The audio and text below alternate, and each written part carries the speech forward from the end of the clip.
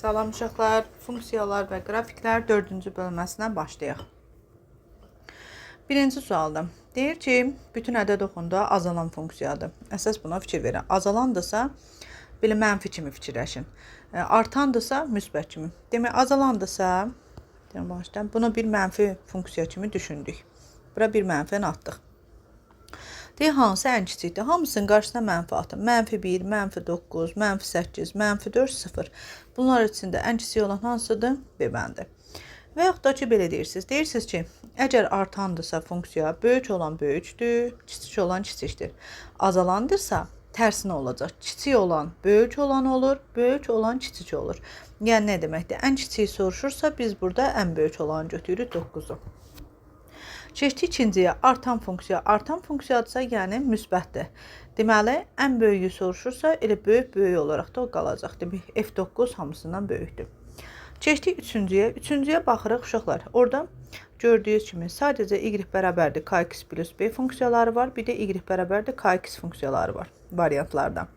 Biz də belə bir qayda demişdik ki, k sıfırdan böyükdürsə artan funksiyadır, k sıfırdan kiçikdirsə azalan funksiyadır. Deməli, k nədir? X-in qarşısında durandır. Baxın, burada k müsbətdir, artandır. Burada x-in qabağı 3 müsbətdir, görürsünüz, artandır.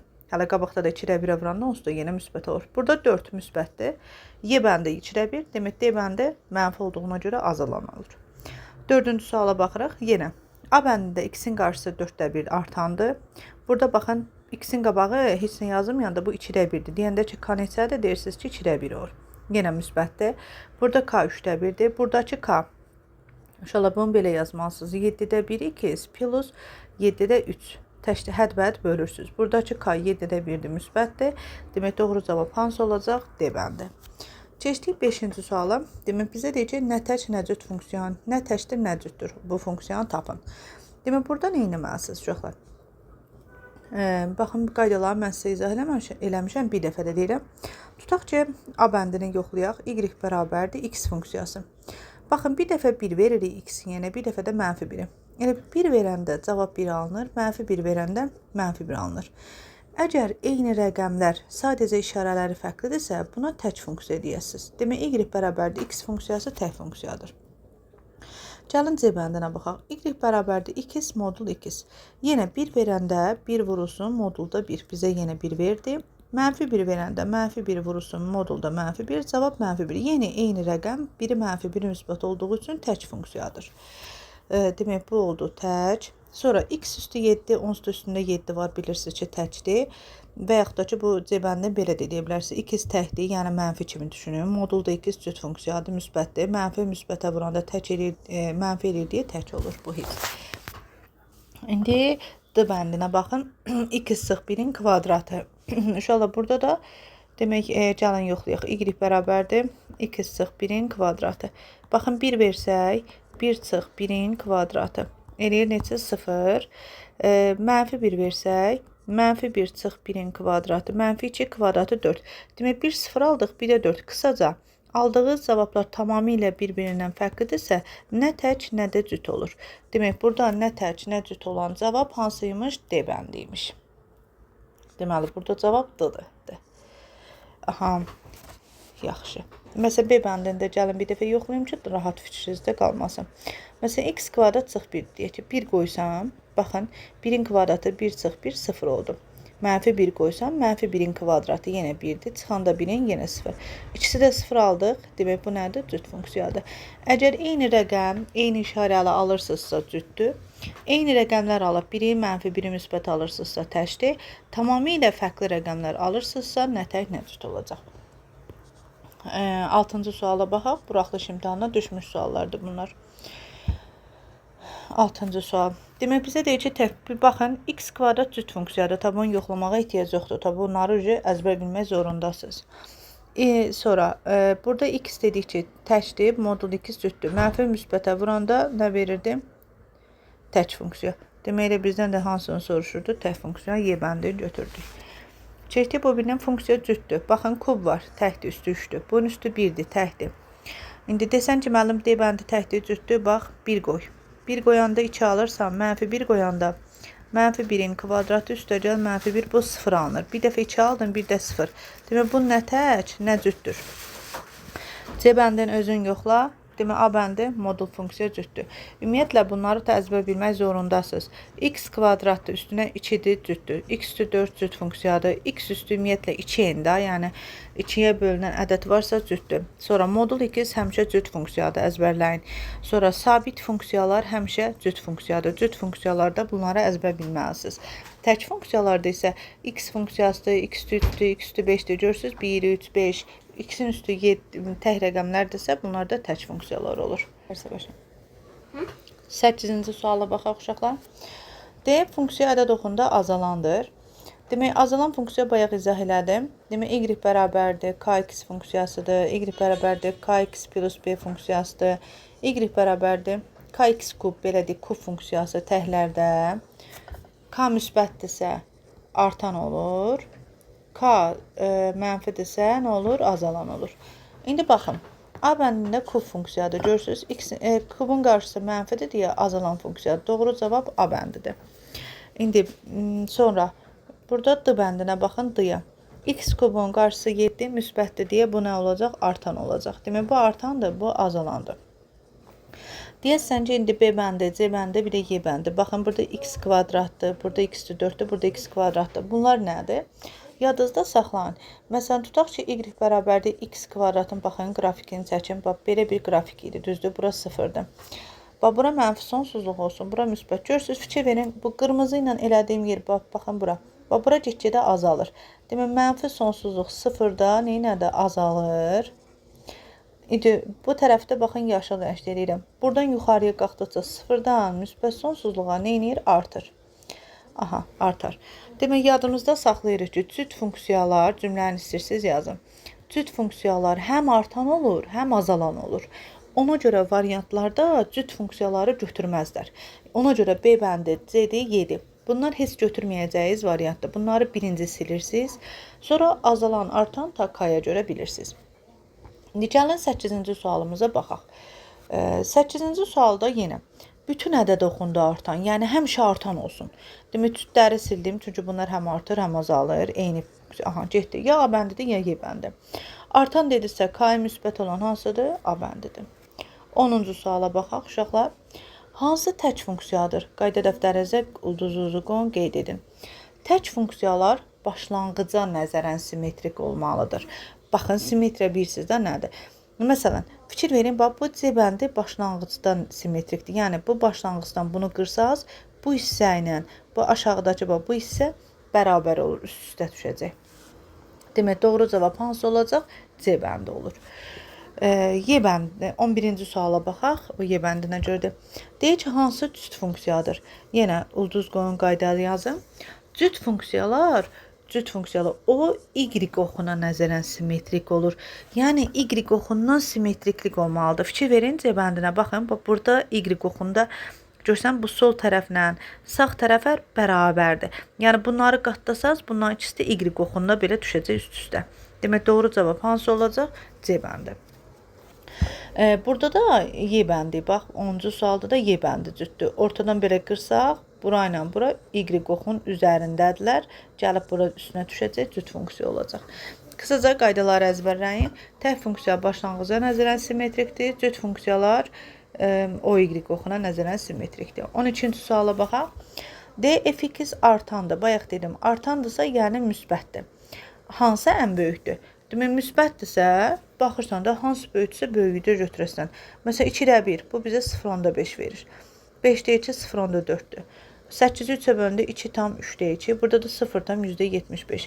Görürsən ki, 2 tamı böyük olan böyük olacaq da. Amma azalan funksiya olsaydı, onu da tərsinə götürürsünüz. Böyükə kiçik, kiçiyə böyük deyirsiniz. İndi 13-cü suala baxaq. D bütün funksiya azalandır. Azalandırsa, yəni mənfidir. Elə ki, bunların hamısının qabağına bir mənfi at, belə düşün. Deyək ki, bu 0,75-dir. 7-in 3-ə böləndə 2,3-də 1-dir. Bu 0,5-dir, bu da 0,2-dir. Hələ bu azalanına fikir vermədən. Baxıram ki, bunların içində ən böyük olan hansıdır? D. Ən böyük olandır. Ən kiçik olan hansıdır? C-dir. Düzdür? Amma azalan olanda tərsinə götürürsən. Demək kiçik olana böyük götürürsüz, böyük olana kiçik götürürsüz. Demək doğru cavab hansı olacaq? C bəndi olacaq. Bir də deyirəm, burada elə bir evrika, bir çətinlik yoxdur. Əgər funksiya artandırsa, yəni müsbətdir də. Müsbət ədədlər necə olur? Böyük, böyükdür, kiçik, kiçik. Amma azalandırsa mənfidir. Mənfi ədədləri necə müqayisə edirsiniz? Kiçiyə böyük, məsələn, -2 ilə -5-dir. Hansı böyük olur? -2, düzdür? Demək kiçik böyük olur da burada. İndi 14-cü suala baxın. Misala baxanda hamı qorxur, amma çox rahatdır. Bax, x üstü 40 funksiyadır. Bax, f3 deyəndə, yəni x-in yerinə 3 qoyursan. Demək, bunu 3 üstü 40 yazıram. Çünki x üstü 40 da axı. Böyük qoyuram, bu dəfə də 0 yazıram. 0 üstü 40. Sən bilirsən ki, 3 üstü 40 böyük bir ədəddir, 0 üstü 40 0-dır. Demək, bu bundan böyükdür. A bəndi doğrudur. Keçdik bu birinə. 2-nin üstü 40, bir də 3 üstü 40 var. Qüvvətlər eynidirsə, əsası kiçik olan kiçik olur. Demək, bu bundan kiçikdir, bu da düzdür. Keçdik Y bəndinə. -200-ün üstü 40. Bunları mütləq mötərizə yazasınız. Bəzən deyirsiniz ki, müəllim mötərizə yoxdur axı.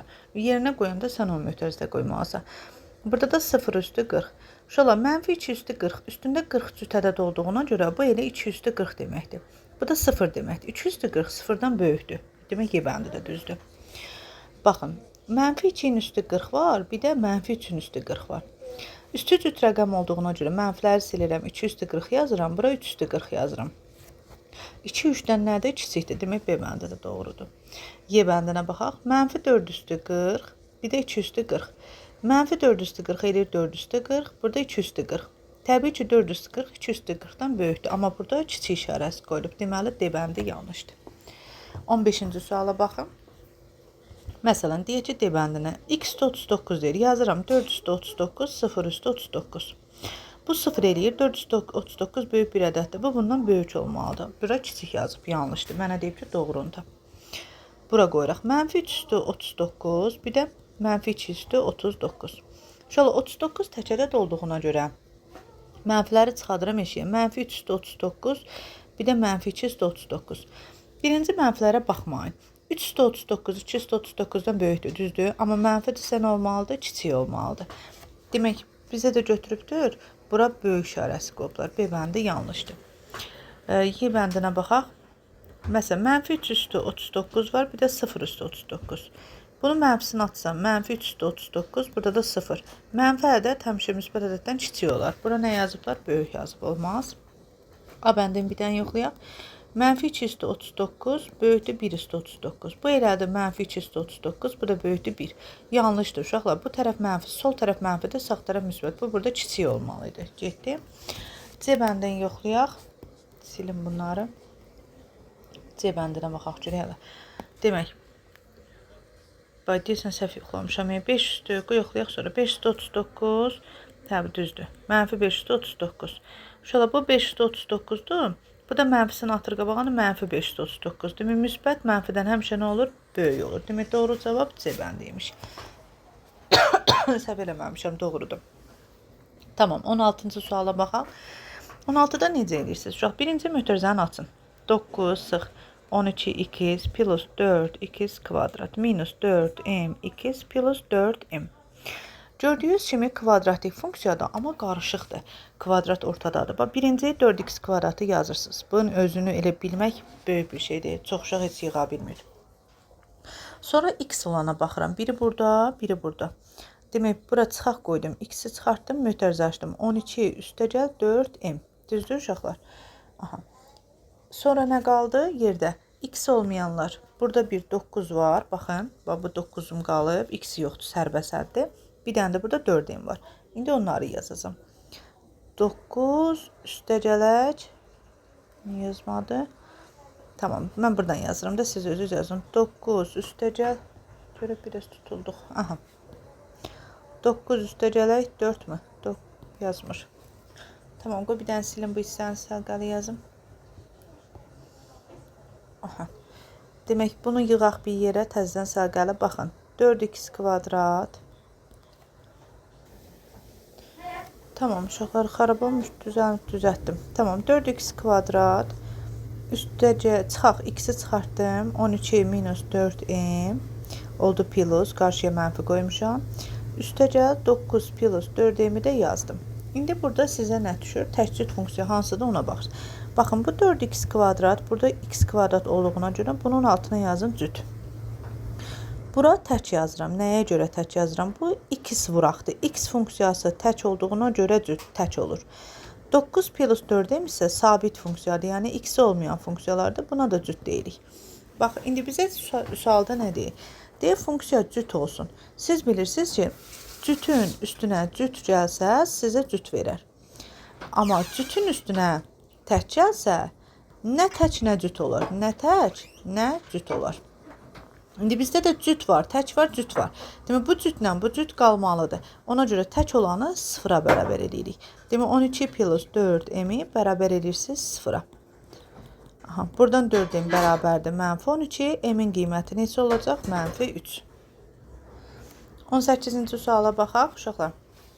18-ci sualda belədir. Demək, rahatdır bu. Burada vuraq x var, görürsünüz. Vuraq x-i.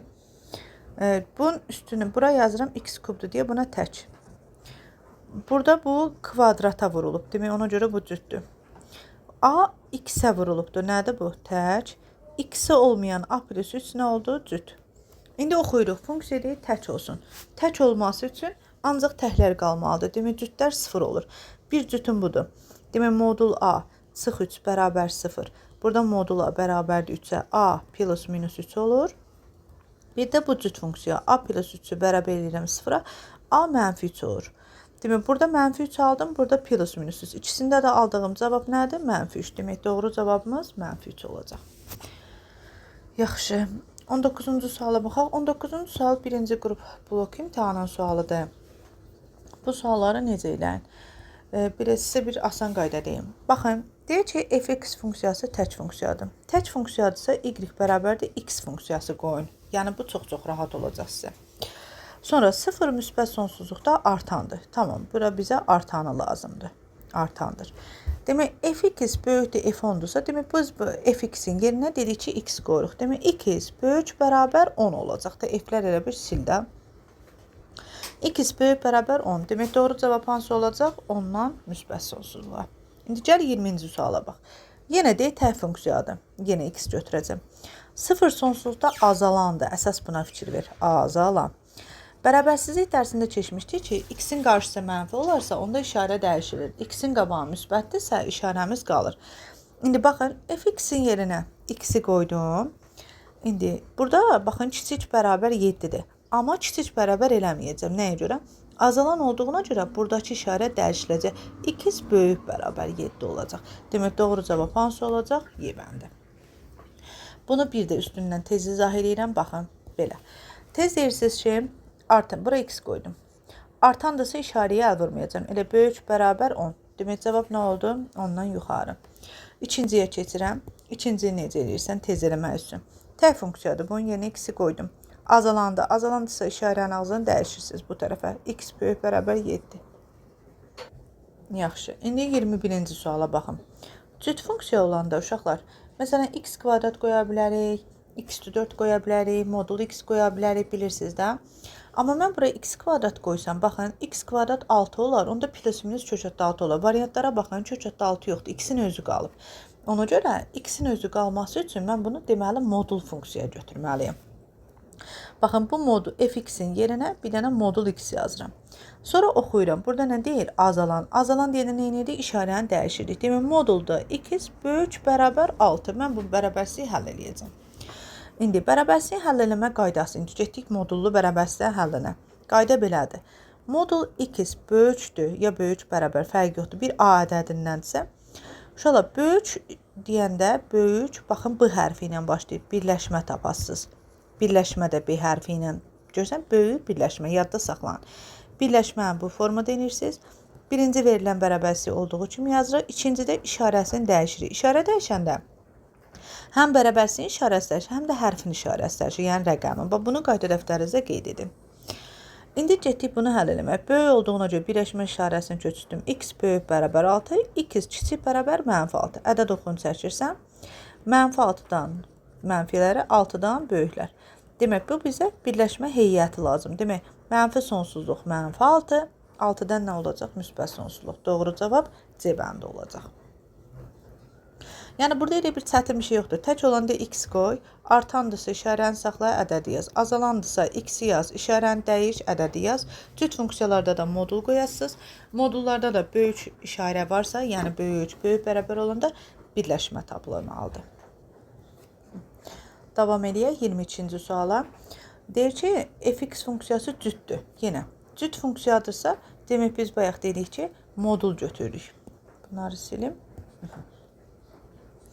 Demək, biz modul funksiyasını götürməliyik. Sonra baxırıq görək, artandı ya azalan. Modul x-i götürdüm. Sonra oxuyuram, artandı. Artandırsa, demək, ortadakı işarəmiz qalacaq. Böyük bərabər neçə olacaq? 8. Tamam. İndi bayaqçı kimi yenə böyük bərabər olanda birləşmə x böyük bərabər 8, x kiçik bərabər mənfi 8. Demək, mənfi sonsuzluq mənfi 8, 8-dən nə olacaq? Müsbət sonsuzluğa. Yaxşı, 23-cü sual.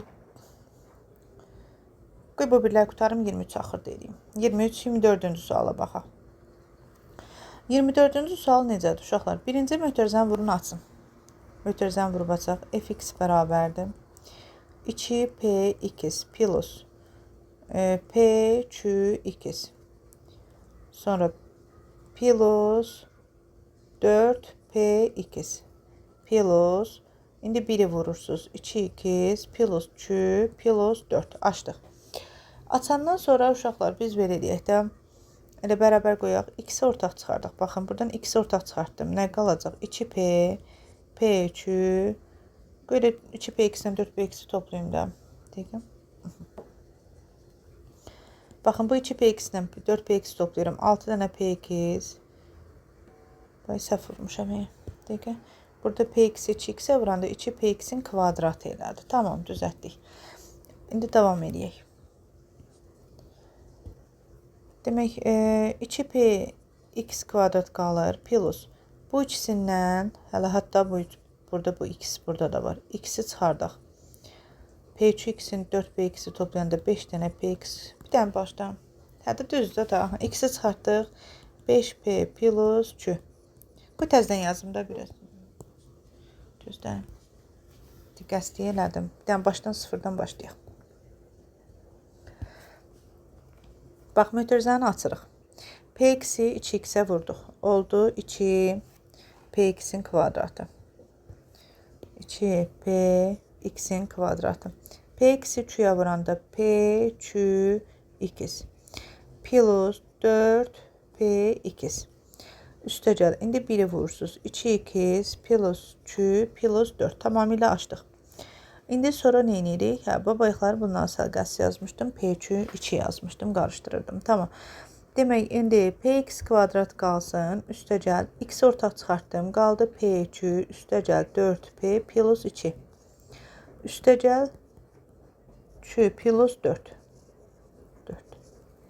2 plus 4. Aha. İndi buradan hansı cütdür? Baxın, bu cütdür. X-ə vurulan təkdir. Yenə bu nədir? Cütdür. Funksiyada bizə deyib ki, bu tək funksiya olsun. Tək olması üçün nə olmalıdır? Cütlər 0 olmalıdır. Demək, buradan p bərabərdir 0, q plus 4 bərabərdir 0, q-ün də qiyməti necə tapırıq? Mənfi 4. Aparıq, qoyuruq yerinə. Demək, p-imiz 0, üstəgəl mənfi 4, üstəgəl 0 vur mənfi 4. O da necə olacaq? Mənfi 4. Qaydası budur. Hesablamada səhv eləmişimsə özünüz baxın da. Mötərizəni açırsan, cütdür, təkdir yazırsan, tək funksiya olması üçün cütlər 0 olur. Yaxşı, 25-ci suala baxaq. 25-ci sualda siz nəyə bilməlisiniz? Demək, tək funksiyada ümumiyyətlə uşaqlar, tək funksiyalar, cüt funksiyalar simmetrik olmalıdır. Simmetrik nədir? Bir də mənfi 3 parçası var. Yəni, o deməkdir ki, bu f2-də 6-dırsa, baxın, f2-də 6 verilibcə, f mənfi 2-də də, onda bu nə olacaq? Mənfi 6 olacaq. Bax, tək funksiyanın qaydası belədir də. F mənfi x-də mənfini atırsa qarşıya, buna tək funksiya deyilir. Bir də yadınızda saxlayın. F0 həmişə 0 olur. Bu təkdə də belədir, cütdə də belədir. Və salam, gətirib qoyacaq yerinə. 7 vurulsun. F0-ın qiyməti 0-dır. Üstəgəl 4. 5 vurulsun F2. F2 neçədir? 6 çıx. 4 vurulsun F mənfi 2 nəyə bərabərdir? Mənfi 6. Və salam. Bunu hesablayın. 26-cı suala baxaq. F3 5-dir. Demək deyirsən ki, F3 5-dirsə, F mənfi 3, mənfi 5 olacaq tək funksiyanın qaydasına görə. F0 da nəyə bərabər olacaq? 0-a. Və salam. İndi istəyirsinizsə, özünüzə belə bir qayda yazın ki, tək funksiyadırsa, məsələn, F2 6-dırsa, F mənfi 2 mənfi 6 olacaq, F0 0 olacaq. Amma cüt funksiyada F2 6-dırsa, F mənfi 2 də 6 olacaq. F0 yenə 0-dır. Baxın, bunları belə yazın, onda tam başa düşəsiniz. Yaxşı. İndi 27-ci sualımıza baxaq, uşaqlar. 27. Çox asandır. Baxın, ax kvadrat cütdür. Açıq 3x təkdir. A nə idi? Cüt. Deyək ki, misalda cüt olsun. Demək, onda təki 0 eləyəsən. Açıq 3-ü bərabər eləyirsən 0-a. A-nın qiyməti necə oldu? 3. Ax kub olduğuna görə təkdir. Kvadrata vurulduğuna görə cütdür. X olduğuna görə təkdir. Tək funksiya olması üçün cüt 0 olmalıdır. Açıq 4-ü 0 eləyirsən, A-nın qiyməti olur 4. 29-cu suala baxaq, uşaqlar. Demək, dövrü, deyək ki, təyin olmuş dövrü 6-dır. Dövr deyəndə, uşaqlar, T 6-dır. Yəni, dövr deyəndə period deməkdir, dövr etmədir. Nə deməkdir? Baxın, bax, F2 5-dirsə, demək, dövr 6-dırsa, demək, bu o deməkdir ki, 6-dan 1 bu eyni rəqəm alır. Yəni, F2-nin üstünə 6-ca, F8-də də demək, bu 5 olacaq. Elə bir F2 5 deyildi. İndi, sonra 8-in üstünə baxmasan, bir də təzdən yazaq buranı. Bu hissəni qəşək biraz deyirəm, bilmirsiniz deyə duruxa deyirəm ki, necə başa salım sizə ki, rahat olasınız. Bax, 2 idi, 6, dövr 6 olduğuna görə üstünə 6 gəldi. Məsələn, deyək ki, indi 8 deyil, üstünə bir də 6 gəl. F14 də demək 5-dir. Üstünə 6 gəlsəm, F20 də demək 5-dir. İndicə bu birinə baxaq. Məsələn, F mənfi 3 6-dır da, düzdür. Dövr 6 verildiyinə görə mənfi 3-ün üstünə 6 gəldi. Neçə eləyir? F3. Demək, F3 də 6-dır. Bunun üstünə bir də 6 gəlsəm, 9-da da demək. Bir də 6 gəlsəm, 15-də də. Bir də 6 gəlsəm, 21-də də 6-dır. Görürsünüz, F21 burada var, F14 burada var, gördünüz. İndi, burada deyəsən ki, mən neyim? İndi oturum 6-6 artırım hamısını 50-yə qədər. Yox, qısa yolu neyəsən, necə tapırsan tez. Demək, dövr 6-dır deyə, birinci sən nəyə fikir ver? Cüt funksiya olanda mənfilərini silirsiniz. Bayaq dedik ki, cüt funksiya belədir. Baxın, məsələn, F mənfi x-də mənfini udursa, buna cüt funksiya deyiləcək. Demək, cüt funksiyalarda bu içərdəki mənfilər silinir. Yəni, F ilə 14-ə bərabərdir. Çıx, üstə gəl. F21 yazırsınız, bölək F45 çıx F50. İçərdəki mənfiləri silməyimin səbəbi, yenə deyirəm, cüt funksiya olanda içindəki mənfiləri silinir. Sonra, uşaqlar, 14-dür. 14-ü bölürəm 6-ya, dövrə. 2 dəfə düşdü, qalıq neçə olur? 2. Demək, qalıq 2 alındısa, F2-in qiymətini qoyasan, 5. Üstə gəl. F21-i necə tapasan? 21-i böləndə 6-ya 3 dəfə düşür. Qalıq 3 alınır. Demək, 3 olan hansıdır? 6. Yenə də buradakı mənfiyə də fikir vermək. Çünki cüt funksiyada F3, F mənfi 3 eynidir. Sonra 45-i böl 6-ya. 7 dəfə 6-ın 42, qalıq 3-dür. Demək, qalıq 3-dürsə F3-ün qiymətidir. 6 çıx. 50-ni böləndə 6-ya 8 dəfə 6-ın 48, qalıq 2-dir. Demək, F2-nin qiymətidir. 5-dir. 11 bölünsün 1, cavab neçə oldu? 11. İndi gəlin 30-da izah edeyim. İnşallah ki, başa düşəsiniz. Demək, bizə deyək ki, əsas dövr 7-dir. Yəni, 7 rəqəmdən bir təkrarlanma olacaq. İndi deyək, tək funksiyadır. Tək funksiyadırsa, uşaqlar, tək funksiyada qayda nədir? İçindəki bu mənfini atmalıdır qabağa. Demək, sən belə yazasın. F23-lə işin yoxdur. F15-lə də işin yoxdur. F30-lə də işin yoxdur. Müsbətlər həmişə elə müsbət olaraq da qalır. F58 sadəcə tək funksiya olduğuna görə mənfi çıxdı qabağa, F36 oldu və salam. Amma cüt funksiya olsaydı, burada təklif. Cüt olsaydı elə mənfisini dirək silib, heç nə olmamış kimi yazacaqdınız. İndi 23-ü böləsən başlayırsan 7-yə. Dövr çünki 7-dir. Neçə dəfə düşəcək? 3 dəfə. 3 7-in 21 qalıq 2 alındı. Demək, F2-nin qiymətidir. 23-dən F2 eyni yerə düşür. 9. Üstə gəl. Şifah eləyəkdə 15-i 7-yə böləndə 2 dəfə qalıq 1-dir. Qalıq 1-dirsə F1-dir, 7. 30-u 7-yə böləndə 4 7-nin 28 qalıq 2 alındı, yəni 9. 58-i 7-yə böləndə 7 8 56 qalıq 2-dir deyə 9 çıx. 36-nı 7-yə böləndə yoruldum. 5 7-nin 35 qalıq 1-dir. F1-in qiyməti 7. Qoyun hesablayın getsin. Vəssalam. Keçdik bu biri suala. K-nın neçə qiymətində bu funksiya artandır? Uşaqlar, baxın, bu kub funksiyadır. Bayaq dedim sizə. X kub, kx kub funksiyasının k sıfırdan böyükdürsə artandır. K sıfırdan kiçikdirsə azalandır. İndi bunu da artan olması üçün. Demək 9 sıx k kvadrat sıfırdan nə olmalıdır? Böyük. Elə özünüz buradan baxanda k-ya hansı qiymətlər verir? 1 versən müsbətdir. 2 olur, 3 olmaz, 9 olur. Tam qiymət dediyinə görə -1, -2, bir də 0 olur. Vəssalam. K-nın neçə tam qiymətində funksiya artandır.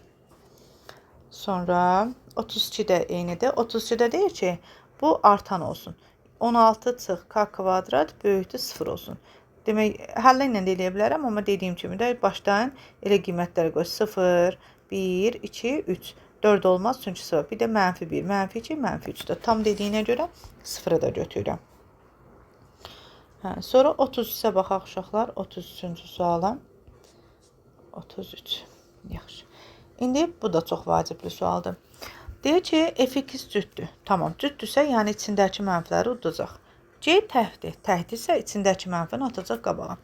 F-a elə müsbətdir də olduğu kimi qalacaq. Birdən uşaq bilir ki, müəllimimiz deməmişdi mənfi atasan. Mən mənfini təhlərdə mənfi varsa, özündən oturub mənfi atmayasan ki, ora. Bax, indi f -b-dir, görürsən? İndi bu cüt funksiya olduğuna görə f buradakı mənfi olacaq, elə müsbət. Üstəgəl fb yazasın. Üstəgəl CA olduğu kimi qalır. Bərabərdir 12. Bax, burada ən çox uşaqlar deyir ki, sən demişdin ki, təhlərdə mənfi at. Bu CA-da mənfi yoxdur ki, mən mənfi niyə atım ki, durduq yerə? Bura bir dənə 12-ni yazaq. Keçdik indi aşağıya. F mənfa. Təhdir cütdür. Cüt olanda nə edirdik? Mənfisini silirdik. Yazırdıq F-a. Çıx. F belə olduğu kimi qalır. Üstəgəl, indi bura fikir ver. C mənfi A var. Mənfisini görürsən. Tə funksiya olduğuna görə bu qabağa mənfi olacaq. Demək, çıx CA olacaq. Bərabərdir 8. Sonra alt-alta toplayırsan. F-bələr getdi, C-lər getdi. 2 dənə F-a bərabərdir 20-yə. F-a neçə oldu? 10 oldu. Vəssalam. Bir izah edirəm. F-a cütdür. F-a ilə F-aya bərabərdir cütlərdə. F-a yazdım. F -b cütlərdə heç vaxt mənfi olmaz. Mənfini udursan. F-b.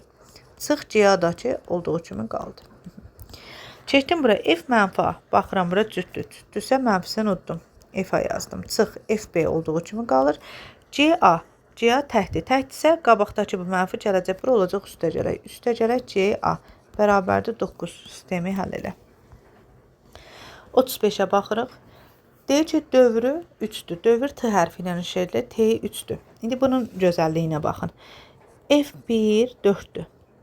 İndi T 3-dürsə üstünə 3-yə. 1-in üstünə 3-yə necə eləyir? F4 də demək 4-dür. Bir də 3-ün üstünə 3-yə. F7 də demək 3-dür. Bax, hələ 6 vur. Burada F7 var. Görsən, dayandım da 7-də. Bunun yerinə 3 qoyuram. Çıx 5 vur. F -2-dir. Mənfidirsə, demək, mən bunu dala qayıtmalıyam. Baxın. F1 4-dürsə, dövr 3-dürsə, demək, bu 1-dən 3-ünü çıxıram. -2-də də demək 4-dür. Məndə də -2-dir də, ona görə dayandım. Vəssalam, 18 sıx 20 neçə olur? -2. Sonra 36-cı sualı da izah edeyim. Baxın, bir dəfə də üstündən. Aha. Bax, deyir ki, F1 7-dir. Yazdım. F1 7-dir. Dövr 3-dür. Dövr 3-dürsə, demək bu, fərz elə ki, bir dənə bir qurbağadır, oyuncaqdır da. Mən bunu qurmuşam ki, F1 7-dir, dövrü 3-dür. Yəni, 3 dəfədən bir hoppanacaq, eyni yerə düşəcək. Bu o deməkdir, 3-dən 1. 3 hoppat. Məsələn, F1-də 7-dirsə, dövr 3-dürsə, bunun üstünə 3-yə. Yəni, F4 də 7 olacaq. Sonra bir də 3-yə, F7 də 7 olacaq. Bir də 3-yə, F10 da 7 olacaq. Baxıram ki, məndən elə F10'u soruşub da. Ona görə tabi də artırmıram. Demək, 4 vurursun 7. Çıx, 3 vur. İndi F -5-i necə tapıram? Təzdən yazıram indi. F1 neçə? 7 verilib. Dövr 3-dür, məndə də mənfiyə getməliyəm. Mənfiyə getmək üçün çıxmalıysan da. Demək, 1-dən 3-ünü çıx. F -2 7-dir. Məndə -5-dir. Bir də çıxdım 3-ünü. Aha, vəssalam. Demək, F -5-dir 7-dir. İndi birdən çox uşaq deyir ki, ay müəllim, da bildik də burada nə var ki, F1 verilib belə 4 gətirib bunun yerinə 4 qoyacaq, buna da 4 qoyub hesablayacaq. Düz deyirsən, ödəyir, amma hardan gəldiyini başa düşmək lazımdır da. O elə yəni lazımsız bir şeydir də. Keçdik bura. Kök adda x. Uşaqlar yenə y bərabərdir kx. Yenə k əgər müsbətdirsə artandır, k mənfidirsə azalan olur. İndi bu da kök adda kx funksiyasıdır gördüyünüz kimi. Demək qısaca azalandırsa, demək tez deməlisən ki, bu hissə mənfi olmalıdır. Demək k kvadrat çıx 25 kiçikdir nə olmalıdır? 0-dan. Natural dediyinə görə k-ya baxın 1 verirəm mənfidir. 2-də, 3-də, 4-də, amma 5 versəm 0 verər olmaz. 6 da qoysam müsbət olar. Natural dediyinə görə sadəcə 1, 2, 3, 4. Yenə azalandı. K kvadrat çıx 36 kiçikdir 0-dan. 1, 2, 3, 4. Bir də neçə olacaq? 5 olur. 39-cu suala baxaq. 39. İnşallah ki, ta dövrləri başa düşərsiniz. Baxın. Deyir ki, tək funksiyadır. Birinci tək funksiya olduğuna görə bu qabaqdakı mənfini silirəm, bura yazıram. Da bu üstəcəlik oldu. Başqa heç nə edəyəmirəm. Sonra nə edirəm? Deyir ki, dövr 7-dir. Dövr 7-dirsə, biz tək-tək bölək görək 7-yə qalıqsa necə alınır? Məsələn, 2, f 11-dir. 11-i 7-yə böləndə qalıq neçə alınacaq? 4. Yazıram f4. Çıx. 14-ü 7-yə böləndə qalıq qalmayacaq. Yazacağım f0. Mənfi f4-də qalsın. Üstə gələk 5. Bayaq mən sizə hansı sual idi? Bir dənə göstərim. 25-ci sualda. 25-ci sualda mən sizə izah elədim ki, tək funksiyada da, cüt funksiyada da həmişə yadınızda saxlayın. F0-ın qiyməti ilə 0 olacaq. Demək, ona görə, baxın, bu f0 var ya, bunun elə qiyməti 0-dır. Bu 0 oldusa, onda mənim əlimdə nə qaldı? 2 dənə f4, məxrəcdə mənfi f4, üstə gəl 5. Bu f4-lər ixtisar getdi. Qaldı mənfi 2, üstə gəl 5. Cavab neçə oldu? 3. Keçdik bu biri misala. Yenə tək funksiyadır, görürsünüz. Tək funksiyada nə olurdu? Mənfini atırdıq qabağa. Bu müsbət oldu. Dövr neçədir? 9. Getdik indi bölək. 14-ü 9-a böləndə qalıq 5. 18-i 9-a böləndə qalıq qalınmır 0 yazıram. Mənfi f5. Üstə gəl 8. F0-ın qiyməti 0-dır. F5-lər ixtisar getdi. Mənfi 2 üstə gəl 8 neçə oldu? 6 oldu. 41-ci suala baxaq. Demək, bizə deyir ki, C var, F var, F mənfi 2 4-dür, C 2-ni tapın. F budur. Bu bizim bu funksiyamız belədir. İndi bizə deyir ki, F mənfi 2 4-ə bərabər. Demək, məndə də F-ə baxın, X var burada, görürsünüz. Bu X-in yerinə, ümumiyyətlə, X-dən yerinə mənfi 2 qoymalıyam. Gətirəm, indi burada qoyuram. Bax, C nə yazacaq? Mənfi 2 bərabərdir. Harada X gördünüz? Mənfi 2. 3 vur. Mənfi 2-nin kubu. Üstə gəl 2. F mənfi 2. C mənfi 2 qalsın hələ ki. Mənfi 2-nin kubu. Mənfi 8. 3-ə vuranda mənfi 24. F mənfi 2-nin uşaqlar qiyməti 4 verilib bizə. Bura 4-dür. Üstə gəl 8. Demək, C mənfi 2 bərabərdir. Mənfi 16. Sonra nə edirsiniz? Bizdən soruşub tək funksiyadır deyil. Tək funksiyadırsa uşaqlar, onda bu mənfisini atacaq qarşıya. Demək, mənfi C2 bərabərdir mənfi 16. Onda C2 nəyə bərabər olacaq? 16-ya bərabər olur.